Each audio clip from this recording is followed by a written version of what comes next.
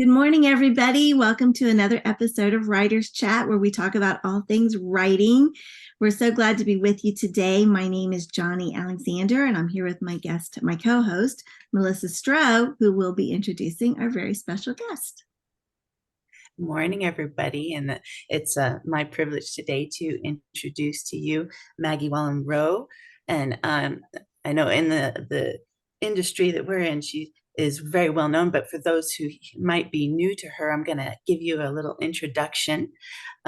Maggie Rowe is a national speaker, dramatist, and writer from Western North Carolina, a former senior publicist for Tyndale House and university communications instructor. Maggie holds a master's degree in biblical studies and is the author of two books, This Life We Share and Life is Sweet, Y'all. And if you want to learn more about her, you can visit her website at maggierowe.com. Today, she's going to be sharing with us about working with the best publicist for your book, You. And we're very excited to hear about that topic today and to learn more from you. So welcome, Maggie. We're glad to have you on Writer's Chat. Thank you so much, Melissa. And let's see, the technical part is always the tricky part. If I go ahead and click on the slide presentation right now, do we have screen sharing so everybody? Down at the bottom of your screen, if you're moving your mouse, it'll bring up this little bar and you'll see this green squared button with an arrow that says share screen. And you'll click that, and then it should allow you to select your PowerPoint to bring up on the screen. Okay, let me see. I'm going to close the chat. So there, share screen. Okay. Desktop. Okay.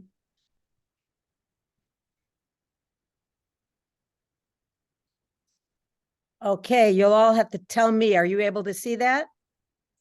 Nothing has come up yet. Nothing. Let's see.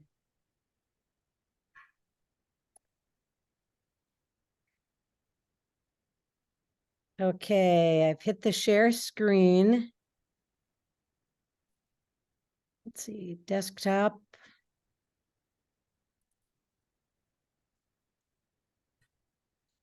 Maggie, did you already have your PowerPoint presentation open? Yes. Yeah, so it should be one of the options then that shows up on that as it shows your screen. Okay, let me keep trying that. Share screen.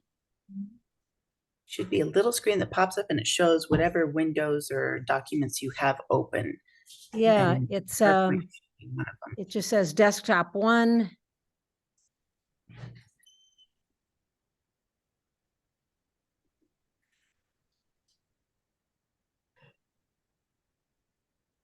All right, Maggie, there we go. Okay, thank you. Well, welcome everybody, and thank you for your patience. Those of you who are not only with us live, but are joining us virtually later. We just had to work out the technology here as we're coming in from all over the place and my little Zoom. I think the thing is I'm using it in Keynote as opposed to PowerPoint, and it just didn't want to recognize Keynote. But you can see our title. It's just so much easier when you don't have to just listen to me, but you can see, because I think if you're like me, many of you are visual learners. I know I am. I remember what I see more than what I hear. And also, I'd be happy if any of you later find out, oh, there was something that was helpful on that slide. I wish I'd kept a copy. I'd be happy to send you this whole slide deck. Or what I often do when I'm on Zoom calls, sometimes I'll just take a screenshot of what I'm seeing if it's a quote or something. So let me begin with the basics. Obviously, the title today, we're talking about working with the best publicist for your book, which is you. And Melissa gave you my background. I'll tell you a little bit more about that. My background is really as a speaker and a teacher. I taught public speaking and business writing on the university level for a number of years at a small university in New England for 10 years, and as adjunct at Wheaton College, which is a Christian school in the suburb of Chicago. I taught a speech there. So my heart is really that of a teacher, and especially with adult education, college and beyond. But I've also been a writer. I started getting my first rejection slips when I was 9. And believe it or not, I've forgotten a lot about my childhood but I still can even remember the names of the editors who were so lovely to send me personal notes of rejection to a fifth grader when I used to write my stories and my mom would type them up because nobody could read my handwriting. And we're talking about the 1960s when computers didn't exist. And I'd send them into children's magazines because I love to write. And when you love to write, it's not so much that you want to see your name in print. You just want to share what you've written. We all get that. So my first rejection notes came when I was just a kid. And then I did whatever work that came to me freelance. I did a bunch of collaborative writing with working on women's devotional Bibles for various publishers over the years, did a lot of work for hire, did some ghost writing, which I found not so satisfying. I found it very difficult to write in the first person as if I was someone else. But all that to say is that mostly in my career, I've been working as a speaker and a teacher. And then getting our youngest child through college job, I actually went to work for Tyndale House Publishers, which is one of the world's largest independent faith-based publishers based in the suburbs of Chicago. I started there when I was in my mid-50s. And I became a book publicist. And to be honest, I only saw the job advertised because my daughter was graduating from college and applying to Tyndale as an editor. And sadly, she didn't get the job. It's editorial, as many of you know, is one of the largest departments at any traditional publisher and is extremely hard to get in because the standards are very high and they need to be. But the standards are not so high for a publicist. And I say that laughingly because most people don't really know what one is or what they do. But I happened to see when my daughter was applying for a job that they also needed a publicist. And when I read it, I thought, this is so much about relationships. And I've been married to a minister for almost 50 years now, and we are all about relationships. And when I read the job description, I thought, okay, we have one more child to get through college. This is a job I could think I could do, even though I know nothing about working in the publishing for the business end of publishing. But I applied, and in God's great mercy, I got hired and I learned as I went. So what do publicists do? Well, I think you all know, many of you have been published and you worked with a publicist, either one who's been assigned to you, if you have been published traditionally, or perhaps you've hired a freelance publicist. And a publicist, basically, to boil a very big job down into two words, their job is to get you reviews and interviews. And again, even if you've had a publicist assigned to you, which I did for my first book, not my second, because it was a gift book. And a traditional house doesn't typically assign their PR staff to the gift book division. But with my first book, I did have a publicist. But even having one assigned to me and having been one myself, I needed to do the majority of the work myself. So that's why we've decided to share with you, who is the best publicist with your book? It really will be you. Any traditional publisher will tell you that unlike the golden days of publishing, which I'm old enough to remember those, I'd say back in the 70s, 80s, even into the 90s, there were times when you could pretty much write, edit your book, turn it over to the professional publishing house, and they would take it from there. And yes, you would cooperate with any PR initiatives they have for you. And I think you know the distinction between PR and marketing. PR basically, and this is a generalization, but PR is anything you get for your book that you don't have to pay for, where marketing are paid initiatives. So if you publish with a traditional publisher, and that's been my experience, so that's mostly what I'm going to talk about, marketing would be when they do a print ad in a magazine, or they pay for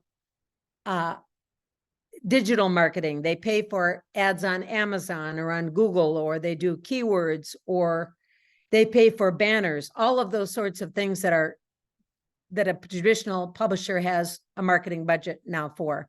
But if it's paid, it's marketing. If it's not, like for instance, as a publicist, we used to have these companies contact us saying, we'll be glad to review your author's book for $150. And we would thank you, but no thank you. We do not pay for publicity. Number one, it didn't really feel honest to do that, because you can pretty much guarantee if you're paying for a review, it's going to be positive, and that doesn't really feel honest. But basically, we wanted to get our authors' works reviewed in trade publications, of which there are a lot fewer now than there used to be. The Golden Standard is a magazine many of you are familiar with, called Publishers Weekly. It is the trade magazine of the American Booksellers Association, which is the general or trade, the general arm of the general market, not faith-based. And then there used to be several trade magazines for the faith-based industry. Christian Retailers was one. Now those are no longer in print. At least they weren't when after 12 years as a publicist, my husband and I retired and moved to the Smoky Mountains, where I've been working as a writer since. So the industry has changed in 5 years, but I can tell you that if you hire a freelance publicist, and you certainly can, depending on your budget, that will still be his or her job to get you reviews and interviews.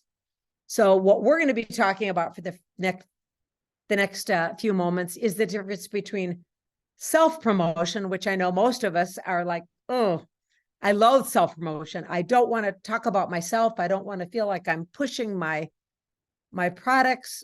I don't want to feel like I'm using my platform, which may be largely family and friends and social media followers and email subscribers. I don't want to feel like I'm using them to promote my products.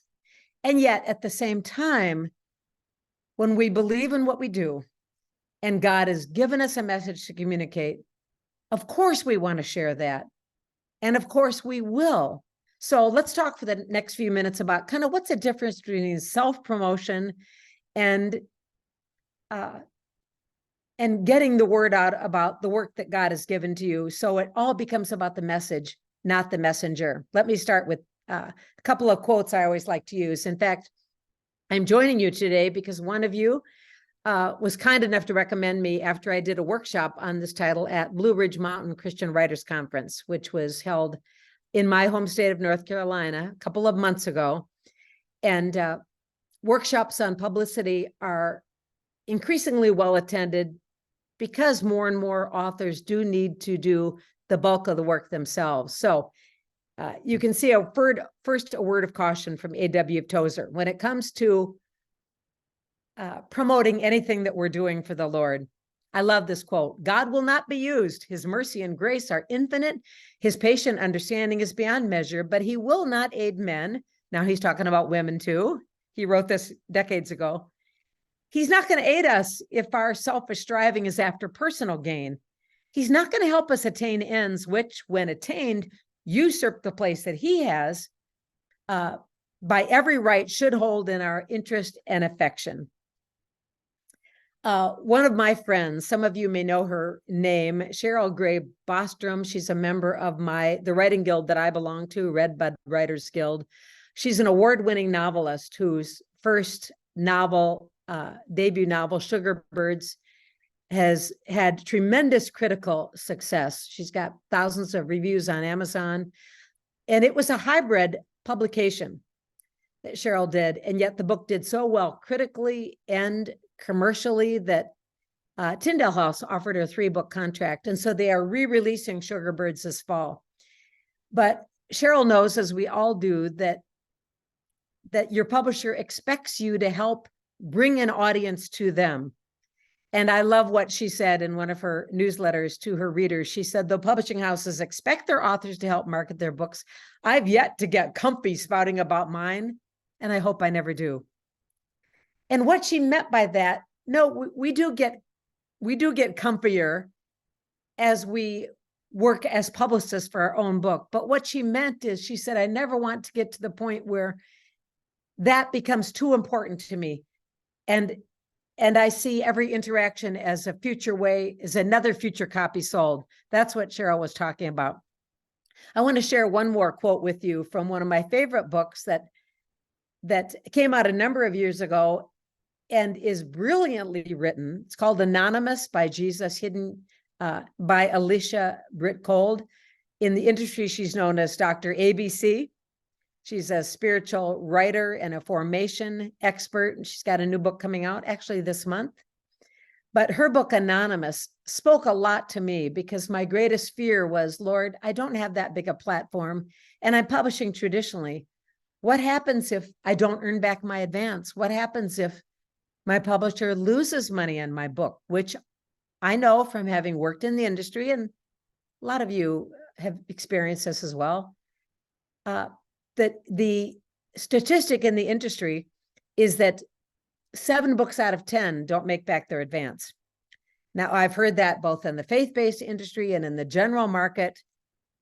And publishers, when they acquire authors, they know it's likely that will happen.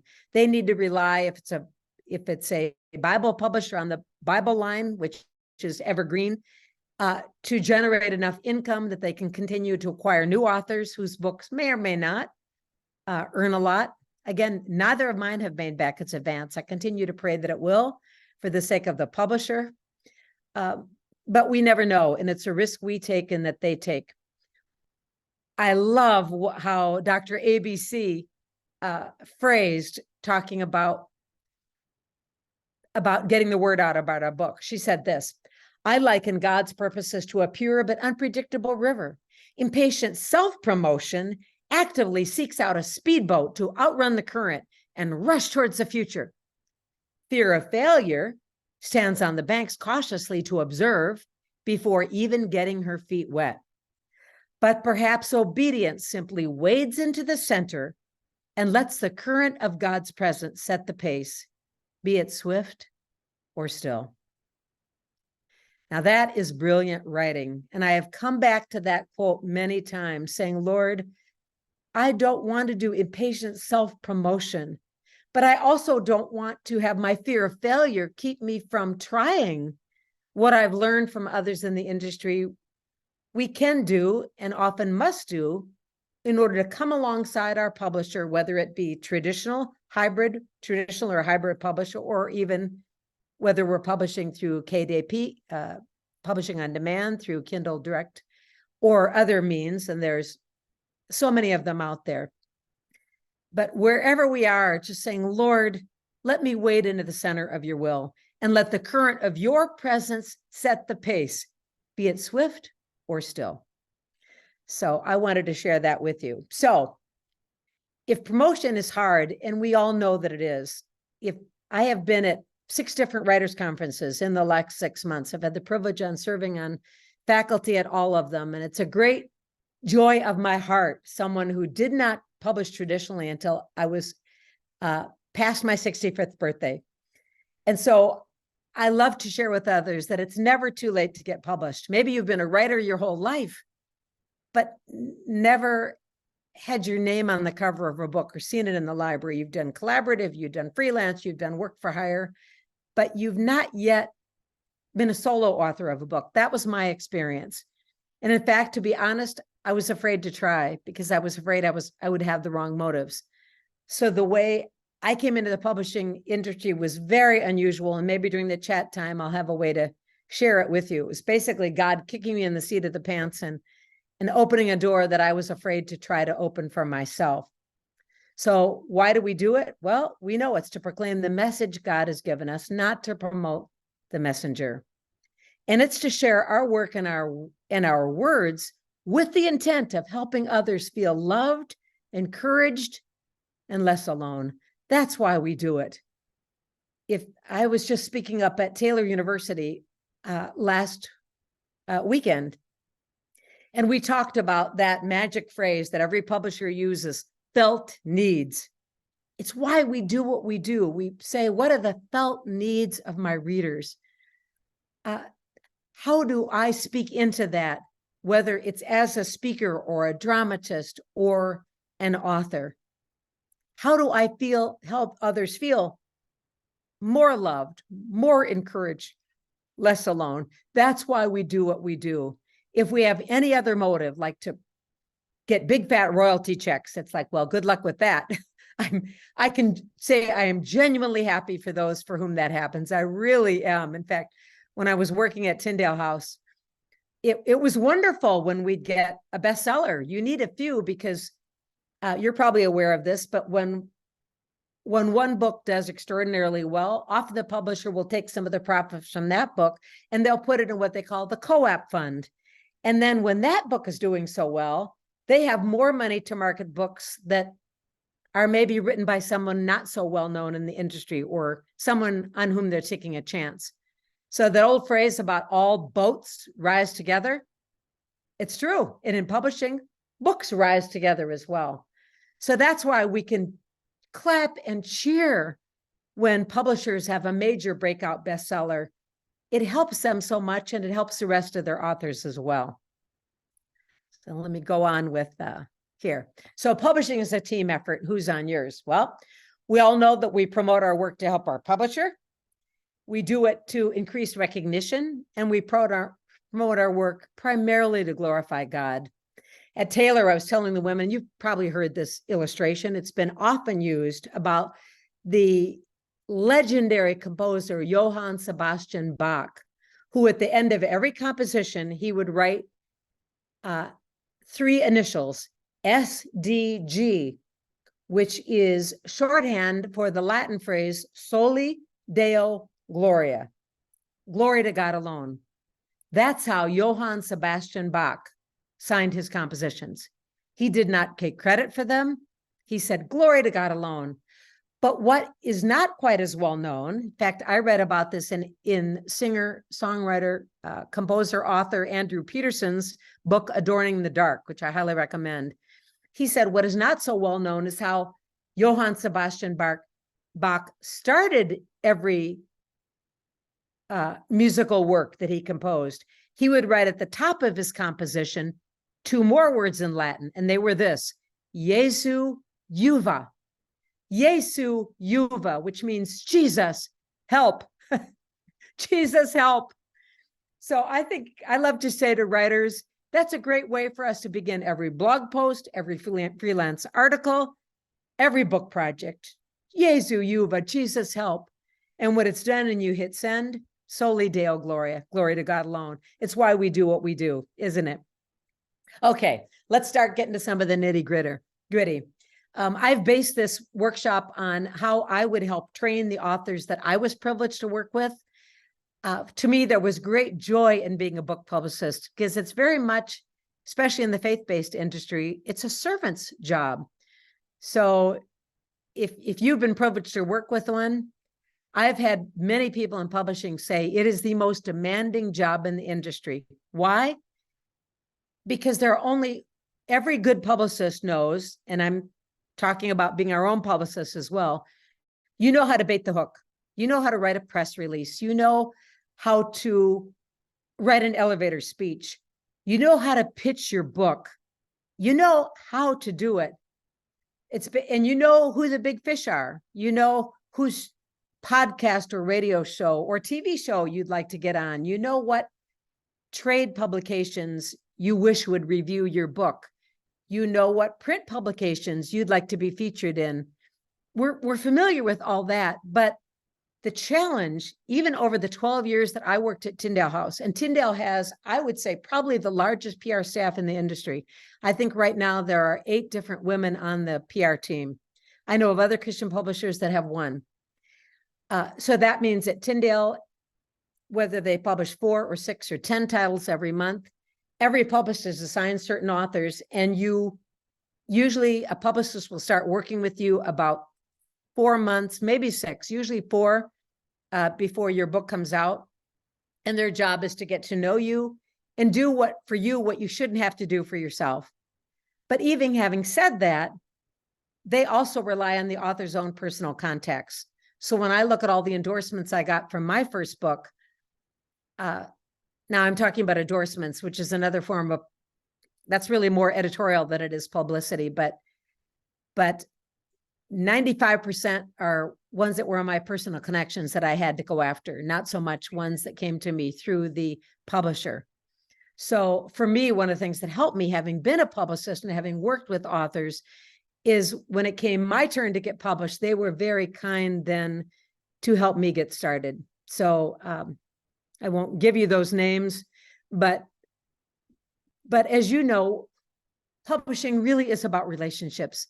So as you help others with no expectation of reciprocity, I never thought I'd be an author myself, but people that are kind to help others who've helped them and give them a step up. So you may work for years being on others' launch teams or supporting other authors, and then suddenly find out, wow, you've got a book coming out. And a lot of those people that you help, they're going to help you too. So, okay, let's go back to my slide. And I realize I'm not taking time for questions, but we'll do that at the end. I get so excited about what I want to share with you.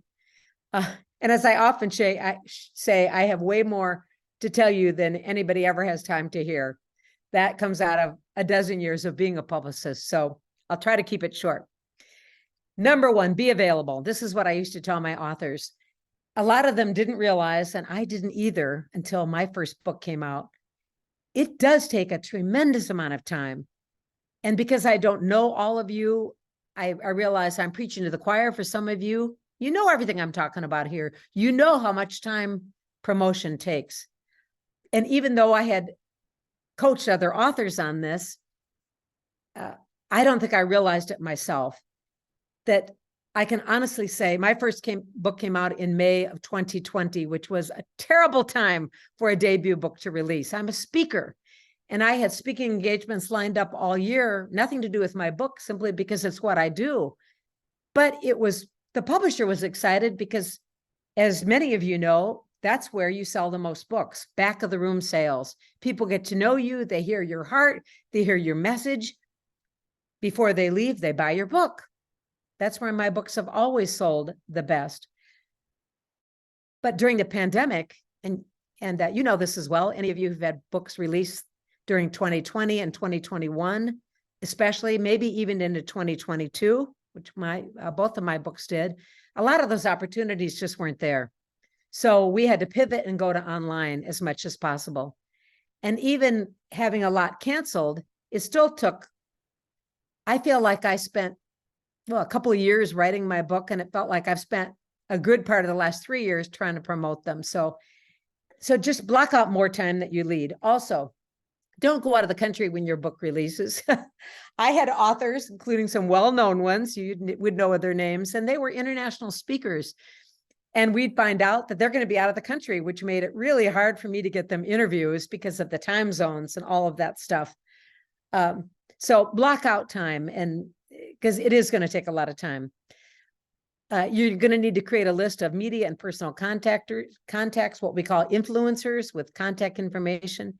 You're going to do that for yourself, but also if you're being traditionally published, you're going to want to pass that along to your publicist.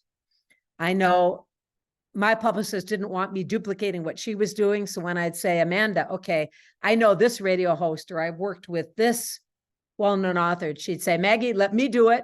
She said, one of us at a time here. So she would do it. And then I find out later if she missed an opportunity, then once she was actively no longer on the book, then I began doing more of that. So number 3, if you're a nonfiction author, watch for current events that will relate to your book subject matters and pitch articles to online pubs. In fact, where it says see lists, that's because these slides, I prepared these for the Blue Ridge Mountain Christian Writers Conference.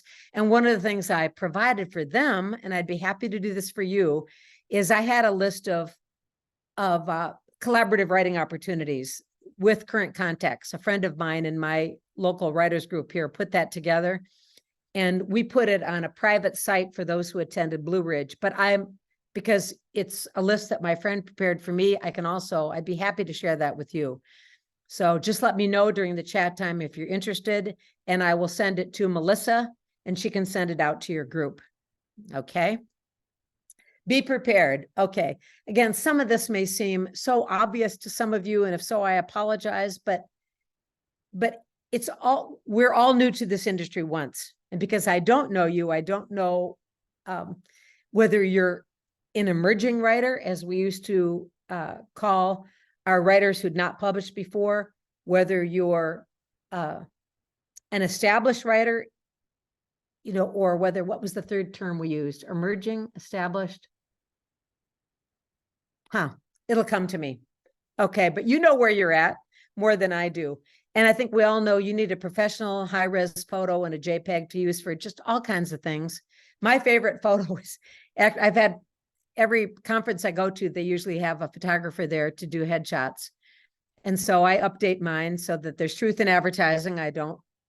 People aren't shocked when I get somewhere to have seen a photo that makes me look years younger than I actually am. But my favorite one is just one my husband took out in front of a little Appalachian cabin that's on our property. As long as you've got good writing, a good light, in a good cell phone, especially one that has a portrait feature, that kind of blurs the background, but puts you in high res.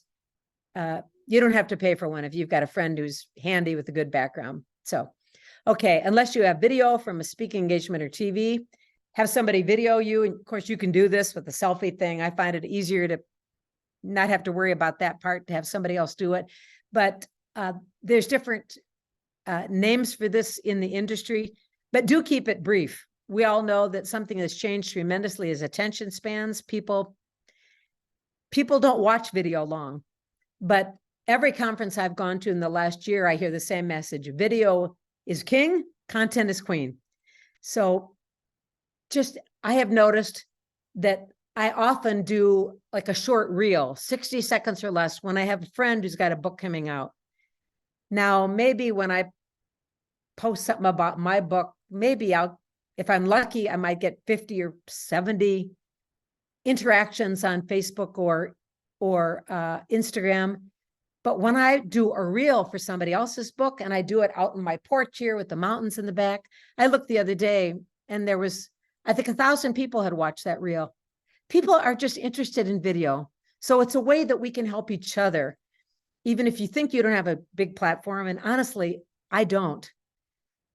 It's amazing how many people will watch reels just to watch them. And it's a way we can help each other. So, of course, you probably know this. Join Goodreads, their author program. That's a good way to get promotion. When you've got your book coming out, create bag stuffers if you have them. Bookmarks are easy to create using Canva or what's the other one that I usually use? Can you tell? I just got off a plane early this morning. I'm doing a mind blank here. You probably know what I'm talking about. The one that always does the business cards. It'll come to me. It starts with an I. We can talk about it or somebody can put it in the chat. You know what I'm meaning. But there's what I use. In fact, okay, let me show this to you.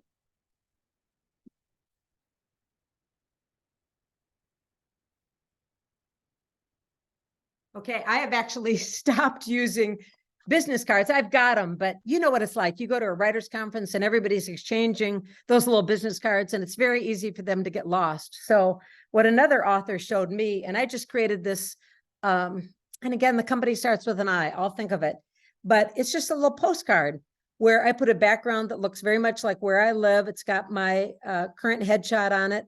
At the top, it's kind of like got the tagline that I use on my website, connecting your soul with God's peace.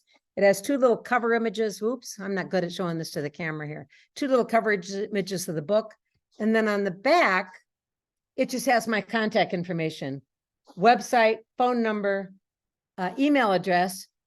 And then, of course, that part you have to leave clean. But here you can write a note. When I do a lot of giveaways on my blog, and when I give away another author's book, I'll include my card so they know how to get in touch with me. And you can also just use it as postcards. So I really prefer this now. I order these by the 1,000 and I use these instead of a business card. Again, very inexpensive to do on the site that begins with I, and I'll think of it. So let's see what else. Oh, okay. Sorry, guys. I am usually not this brain dead. It doesn't begin with I, it's Vistaprint. It begins with a V, Vistaprint, or Printing for Less, or 123print.com. I like Vistaprint. Vistaprint is also what I use when I've done book signings locally. I actually go to Vistaprint, and for about $20, you can get a 24 by 36 poster of your high-res book cover. And you can just put that on foam board at your local hobby store, or you can go to FedEx or Office Depot and just get a big one made. And I use those now for bookstores where I do book signings. The bookstore likes it. I've had bookstores even put that 2 by 3 foot poster in their window, which is great for them and for me. And then we'll put something on it saying so-and-so is going to be here. Anyway, there's a lot you can do like that. Okay. I'll start going a little faster here because obviously you can read what I've got on these slides. You want relationships with your local library. I have done a couple of different workshops at my local library. One of them was just called "It's Never Too Late to Get Published." They don't want you actually selling, but they'll let you give stuff away. So I've done one and I made some good relationships there. And I didn't sell the books, but I gave away a couple of copies, donated into the library, and the library and I have become good friends as a result. So obviously we know word of mouth and social media is, I think, most effective, the least costly means of advertising. I mean, the jury is out on social media. You kind of have to be careful with that. Twitter is no longer even Twitter. So is it now? It's X, which is so weird. Okay, writing articles for print and online. You all know this because I have emerging writers who have not published before at my workshops. I like to give them examples. For instance, one of my best friends wrote a book a couple of years ago called "In the Lingering Light, Hope and Help for Alzheimer's Caregivers." Now, a nonfiction topic like that, there are a lot of angles you can use to write articles. The article may never mention your book, but in your byline at the bottom, it will say, by Dr. Cynthia Fantasia, the author of "In the Lingering Light." So again, it's one of the best ways to get exposure for your book is to write articles about related subjects. And I put many, many examples here. Okay, use local media. It's easy to write a brief press release. In fact, I'd be happy to send you a sample. If you contact me, it's just maggiewrowe@gmail.com, or just Google how to write a press release. Even a traditional publisher, this shows how long I was in the industry. We used to write a press release for every single book we published, and we'd send it out to the papers. And then we'd find out as the years passed, most papers didn't have religion or book sections anymore. So we pretty much started only doing it for our authors' hometown papers. So if you're lucky enough to still have a hometown paper, they often will print a human interest story. So I have written the press releases for mine and then listed where I'd be doing book signings.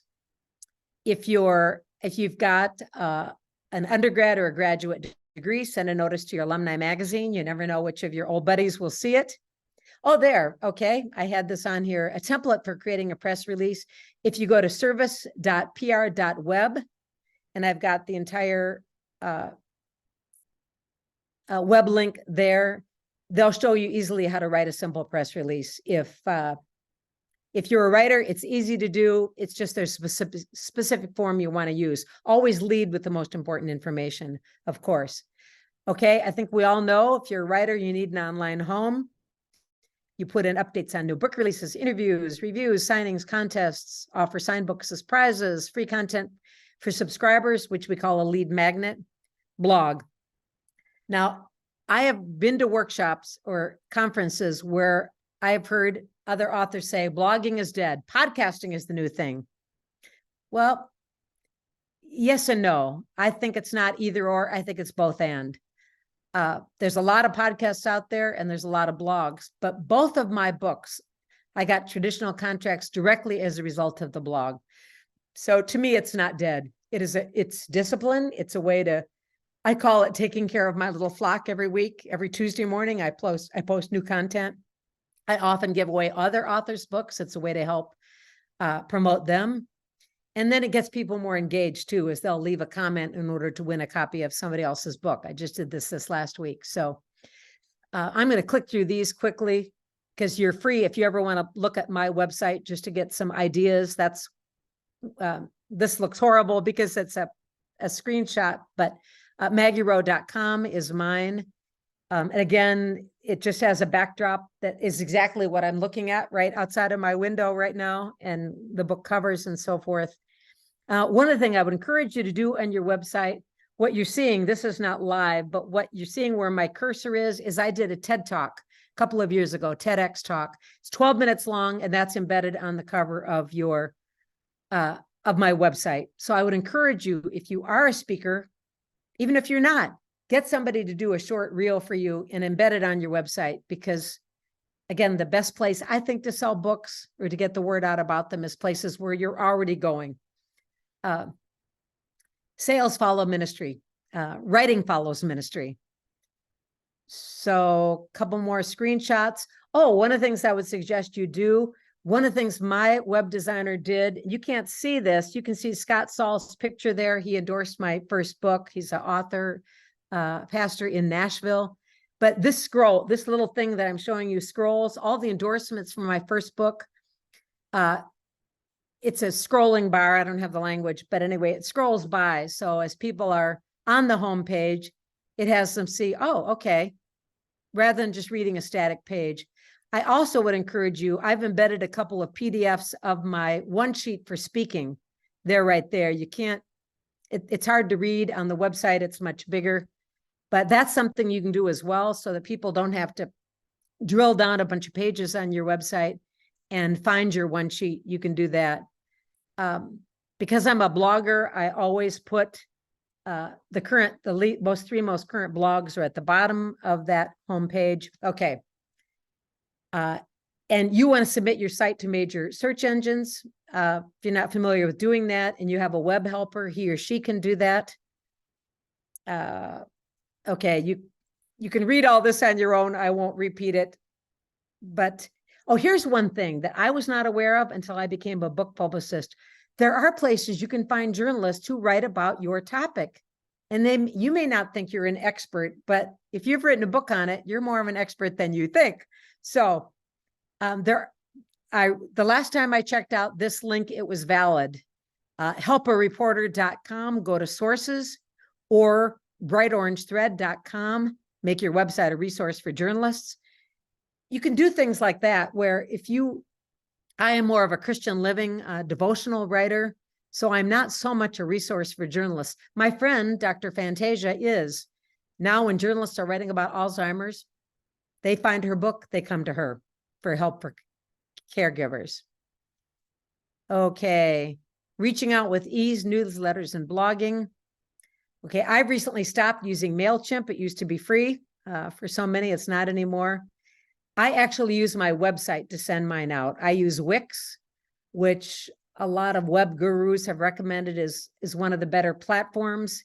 It does have some glitches when it comes to blogging, but they do send out my blog to, I have about maybe 1,300 weekly subscribers. Not huge, but I do send it out through Wix. The lead magnet that I use is probably the most common in the industry. It's the first chapter of my first book. That if people go on and they subscribe, it just downloads the first chapter for them. Super easy. The publisher did that for me. And if I felt like I had more time, I would keep changing up the content. Probably a lot of you do that. Many authors do with a free ebook or other things. I have not. Mine's kind of static. So online writers community, that's what you already are. Okay, making the most of Amazon. If you're traditionally published, your publisher will do some of this for you. I think it's called Amazon Plus or something, where the publisher can pay to enhance your presence on your book website. And they can also put marketing images and other things. But again, there's only so long that your marketing budget's going to last for your book. You're going to have to make the most of Amazon yourself. So you want to get reviewers to post. The more reviews, the greater likelihood they'll recommend your title. Okay, when I say tuck and ask in books, here's something. I wish I had done this from the beginning. Mine is not fancy. And in fact, I think it's good that it's not fancy. You don't want it to look like something the publisher is, that's too generic. Every time now I sell books anywhere, when I put the books out, I put in a little slip of paper that just says, thank you for reading This Life We Share. Once you've read enough to form an opinion, would you please leave a brief review on the Amazon page? Obviously, if you're in the faith-based market, you want reviews on Goodreads and christianbook.com, barnesandnoble.com and Amazon, but I think we all know, like it or lump it, Uncle Amazon is kind of the big one where you need reviews. So, and I want people to know, a lot of people are very intimidated by reviews. They're thinking like a critical review. And so I'd be sure to say to them, oh, just 2 to 3 sentences as to whether you'd recommend my book to others. This is a big encouragement to the publisher and to me, gratefully, Maggie. And I just tuck this little slip in each book that I sell. And it's still, maybe you'll get 1 or 2 out of 10 asks, but it gradually builds up. You want to make sure you've got an author central page on Amazon. I'm not going to read all this stuff. You can take a screenshot if you need help doing this. But it's pretty intuitive. And again, I need to update my own doing this. Preparing for interviews. This is something that a publicist will help you with, but if you've got a friend who's pretty media savvy and your first book or second book or 10th book is coming out and that's really not your thing so much, get somebody to work with you as a conversation partner. I have done that with friends I have who are novelists who, by their own admission, will say, I'm an introvert. I'm not a public speaker. I don't like doing interviews. So what I've actually done is join them as what they call the conversation partner. And I asked them questions and we did a joint interview. It was my job to basically just make them look good. And I was happy to do it, to know the questions they wanted to be asked to kind of help them through the interview. But don't expect that all interviewers will have read your book. They won't. Make sure you have 2 or 3 key messages you want to get across and stay on point. In fact, you want to be careful about what in the industry we call gotcha journalism.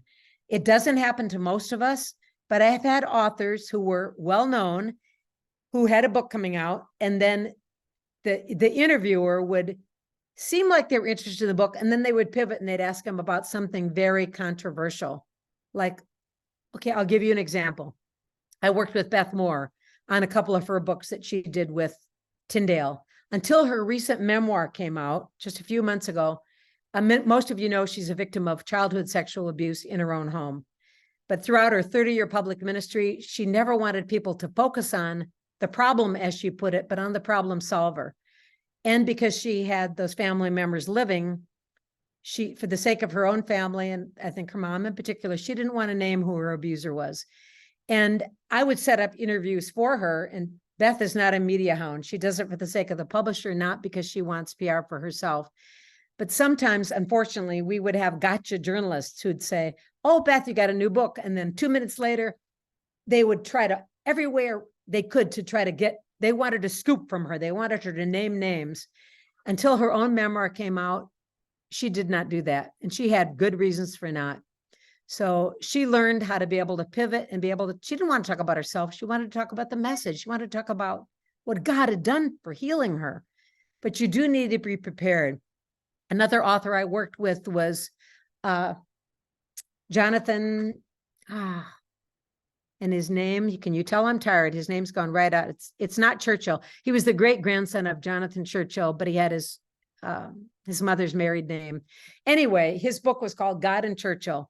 And sometimes reviewer or interviewers in the UK would start out by seeming like they were interested in his book, but then it was gotcha journalism, trying to pin him down into something controversial in the life of his great grandpapa. So we had to train Jonathan how to stay on point and to be polite, but pivot back to the real subject of his book.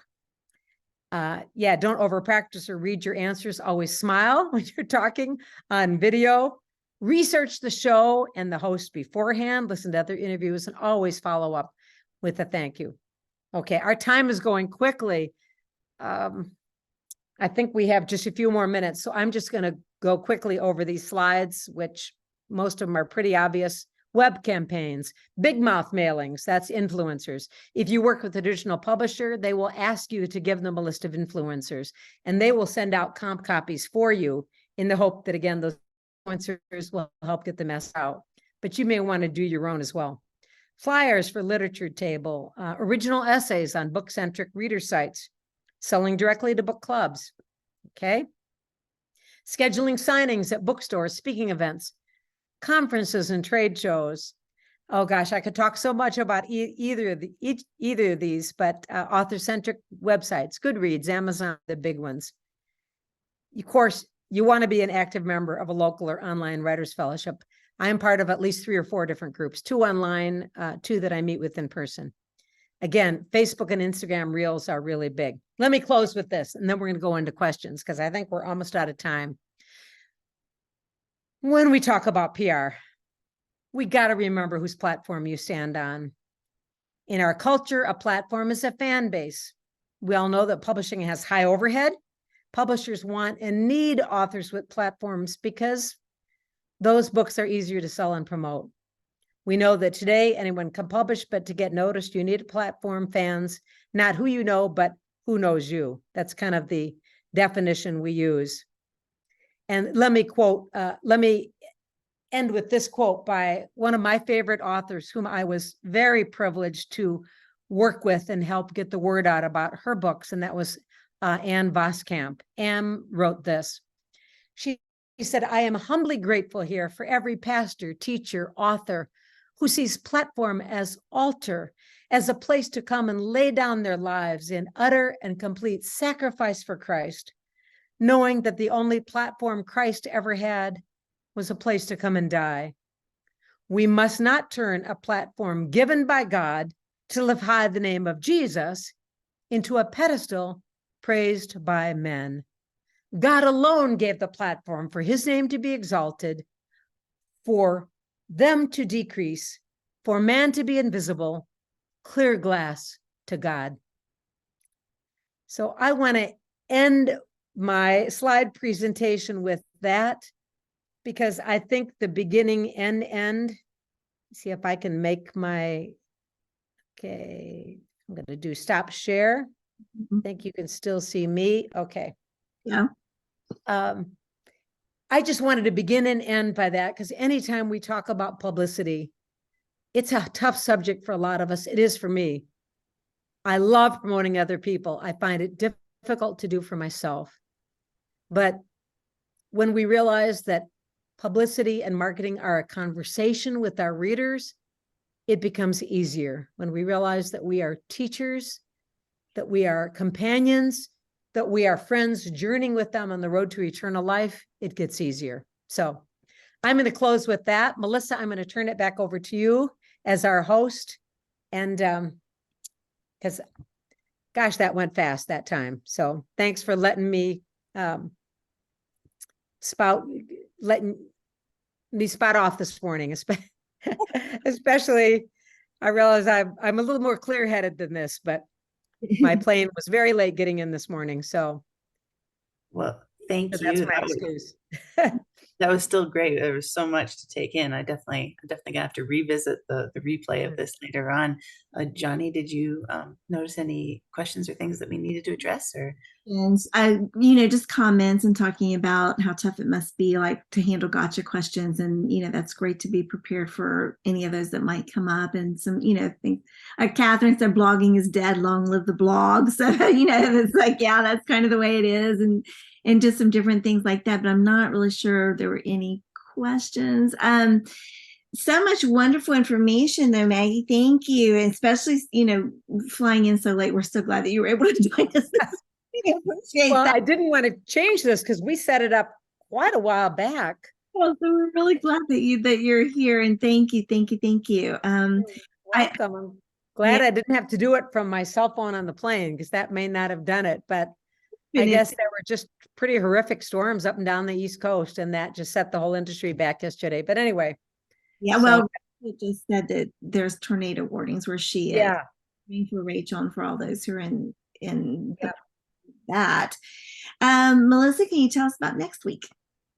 Oh, absolutely. So next week we're kind of bouncing off of this in the whole presentation of your work deal. And next week we're going to have Edwina Perkins come back to join us, and she's going to talk about the importance of your writer's pitch.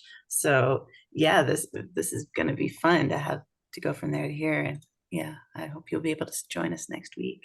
Well, that should be good. So we're going to ask, well, probably since it is late, we're going to get right into the after party. So if you have questions, hopefully Maggie can stay around for just a tiny bit anyway, and we can have a chat with her. If you're watching the replay, we do invite you to join us any Tuesday morning at 11 o'clock Central, so that you can be part of the community and join the after party, which is always a lot of fun. And you can join our Facebook Writers Chat members group, or check out our Writers Chat Facebook page, where you'll find all these episodes. And we do have a lot of them, years and years worth of wonderful episodes and wonderful guests. So we invite you to take advantage of that as well.